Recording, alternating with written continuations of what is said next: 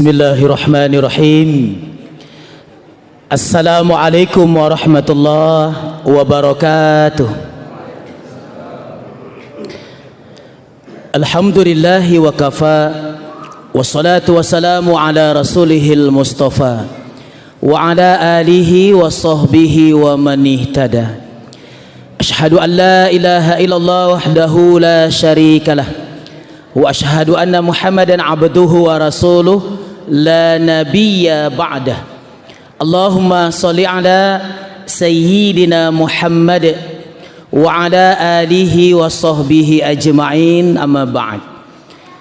Qala Allah ta'ala fil Qur'anil Karim, a'udzu billahi minasy syaithanir rajim, wa ma khalaqatul jinna wal insa illa liya'budun. Shadaqallahul azim. Alhamdulillah, kalau kita hitung puasa kita dari hari Kamis berarti 5 hari sudah. Tapi ada juga orang ternyata yang dari mulai hari Rabu sudah mulai. Hari Selasa juga ternyata sudah ada yang mulai. Nah, karena hitungan kita semuanya hari Kamis, berarti kita sudah 5 hari. Malam ini malam yang ke-6. Kita berdoa semoga 5 hari yang sudah berlalu itu semuanya amalannya diterima oleh Allah Subhanahu wa taala. Karena kita juga khawatir, karena Rasul pernah mengatakan banyak di antara umatku di bulan Ramadan yang mereka berpuasa tapi mereka cuma dapat lapar dan haus. Artinya tidak ada kebaikan di sana, tidak ada pahala di sana. Semuanya sia-sia, cuma dapat lapar dan haus. Puasanya sah, tapi tidak ada sedikit pun nilai kebaikan, tidak ada sedikit pun nilai ibadah di sana. Kalau kebaikan tidak ada, ibadah tidak dihitung sama Allah Subhanahu wa taala, berarti pahala kita tidak akan bertambah, dan otomatis pasti dosa-dosa kita tidak akan terampuni. Kalau pahala tidak bertambah, dosa tidak terampuni, berarti kita termasuk orang yang didoakan oleh malaikat Jibril, wahai Muhammad, sungguh celaka dan sia-sialah umatmu yang ketika bulan Ramadan datang, kemudian bulan Ramadan pergi meninggalkan mereka, tapi dosa-dosa mereka tidak diampuni oleh Allah Subhanahu wa taala. Karena yang namanya puasa cuman Allah yang boleh memberi nilai. Sampai hari ini kita nggak pernah tahu nilai kita berapa puasa kita hari ini. 5 hari yang sudah berlalu kita dapat nilainya yang apa? Sangat baik, baik, cukup, kurang, atau jangan-jangan gagal. Karena puasa cuman Allah yang boleh kasih nilai. Kalau yang lainnya kita bisa tahu. Sholat berjamaah kita 27 pahalanya. Sholat sendirian 1 kita dapat. Baca Quran 1 huruf 10 pahalanya. Ada 100 huruf 1000 kita dapat. Sedekah, sekali sedekah 10 kali Allah balas. Berarti kalau kita sedekahnya 1000, ya 10.000. Kita langsung bisa tahu berapa balasan yang akan Allah berikan kepada kita. Tapi untuk puasa, kita tidak ada satupun yang tahu. Allah yang tahu. Allah yang berhak memberikan nilai kepada kita, yang terbaik atau yang terburuk. Nah, makanya kita senantiasa menambah pundi-pundi amal, memperbanyak amal-amal soleh kita selama bulan Ramadan. Bukan cuma mansoma, tapi juga mangkoma. Kalau mansoma aja berarti barang siapa yang berpuasa.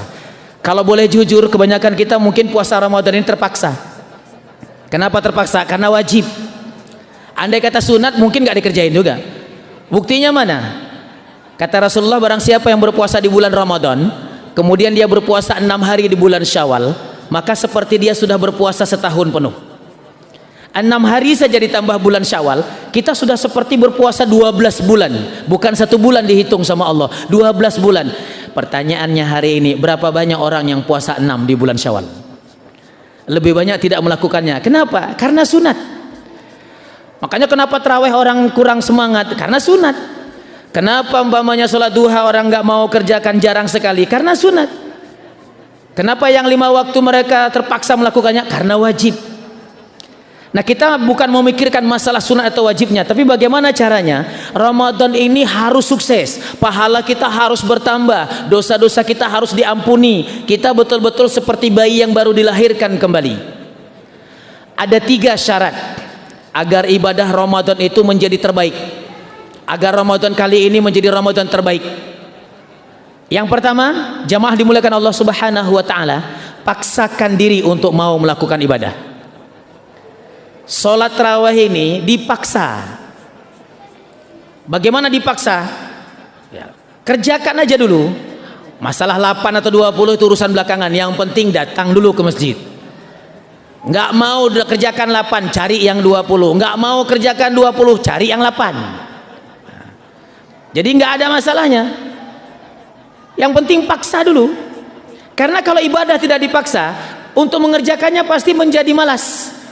Baca Quran kalau nggak dipaksa, sampai kapanpun mungkin kita tidak akan pernah bisa baca Quran kalau nggak mau belajar dipaksa. Dulu kita waktu kecil-kecil dipaksa sama orang tua, diantar kita ke tempat pengajian, nggak mau pergi disabet kita pakai rotan, nggak mau bangun subuh disiram kita pakai air, dipaksa kita sama orang tua kita dulu. Bahkan ketika kita belajar jalan pun dipaksa sama orang tua kita. Baru 1 langkah sudah ditateh, 2 langkah dioper. Oper mama tangkap bapak, oper bapak tangkap mama, jatuh kita nangis, diurut lutut kita, diurut tempat yang sakit, setelah berhenti nangis dilepas lagi. Kenapa? Orang tua kita optimis, kamu pasti bisa lari. Tapi coba kalau seandainya orang tua kita pesimis, begitu kita jatuh langsung mama kita bilang, sudahlah nak, memang kamu nggak bakat bisa jalan. Mungkin hampir hari ini kita duduk di kursi roda. Makanya ibadah ini harus dipaksa. Kalau ibadah tidak dipaksa, baca Quran pamannya, itu jangan pernah bermimpi Ramadan kali ini kita bisa sekali khatam.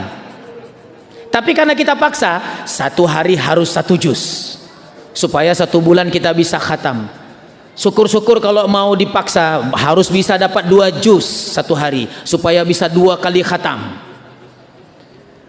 Awalnya kita mengatakan mustahil, awalnya kita mengatakan tidak mungkin, tapi ketika kita sudah punya tekad, punya kemauan, insya Allah bisa.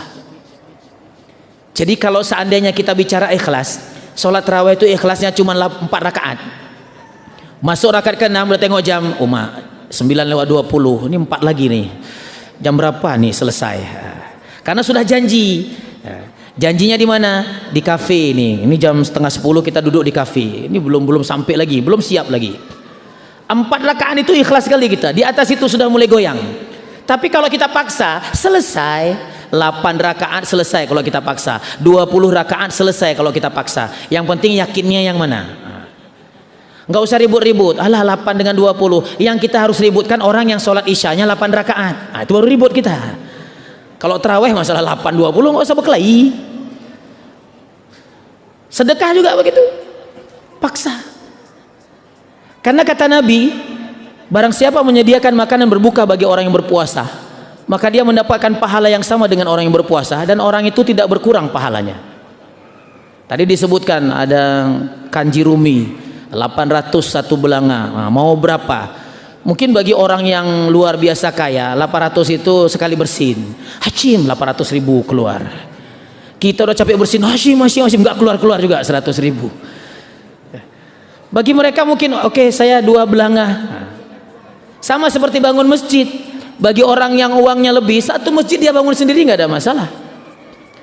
Karena bagi mereka, memang kalau bagi orang lain mengatakan Pak Harun kecil lemih itu pas nggak rugi dia tuh bangun masjid segitu besar.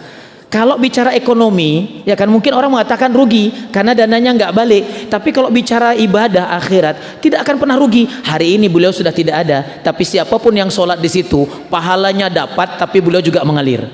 Siapapun yang baca Quran di situ, mereka dapat pahala, tapi beliau juga kebahagiaan.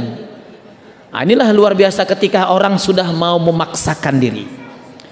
Yang kedua, luangkan waktu. Kita hari ini bisa datang ke masjid ini bukan karena kita punya waktu luang, tapi memang kita khusus meluangkan waktu. Orang duduk di kafe berjam-jam bukan karena mereka punya waktu luang, tapi mereka khusus luangkan waktu. Segala sesuatu kalau kita luangkan waktu pasti bisa, tapi kalau kita cari waktu luang pasti nggak mampu. Satu contoh, ketika kita bilang orang yang sholat syuruk 2 rakaat, kalau dia sholat subuhnya berjamaah, duduk sebentar dia sambil mengikuti kajian majelis ilmu seperti ini, kemudian belum ada sampai waktu syuruk dia baca Quran barang 1 halaman 2 halaman. Sekarang waktu syuruk itu 6.40. Begitu 6.40 dia ambil wuduk, kalau udah ada nggak wuduk, kalau masih ada wuduk dia sholat 2 rakaat. Kata Nabi pahalanya seperti pahala haji dan umroh yang mabrur. Orang naik haji belum punya keyakinan kalau hajinya mabrur. Orang yang pergi umroh belum berani jamin kalau umrohnya mabrur. Tapi ini Nabi yang bilang pahalanya seperti haji dan umroh yang mabrur. Kalau bicara waktu luang, kita nggak akan pernah punya waktu. Tapi ketika kita luangkan waktu, bisa kita kerjakan. Karena ada orang bilang begitu, Ustadz, kami nggak mungkin Ustadz. Kami masuk kantor jam 7. Itu makanya habis subuh kadang-kala nggak sempat dengar ceramah, buru-buru pulang. Karena harus mandi, harus ke kantor. Oke lah, Senin sampai Jumat dia nggak punya waktu. Sabtu goes. Minggu mancing. Nah, kalau bicara waktu luang begini, tapi kalau luangkan waktu di kantor pun orang bisa sholat duha, tapi anehnya di rumah nggak sempat. Nah, kalau mau sukses Ramadan kali ini, yang kedua luangkan waktu untuk baca Quran, luangkan waktu untuk mendengarkan ceramah. Ini kan namanya majelis ilmu. Kata Nabi lebih baik daripada sholat sunat 1000 rakaat.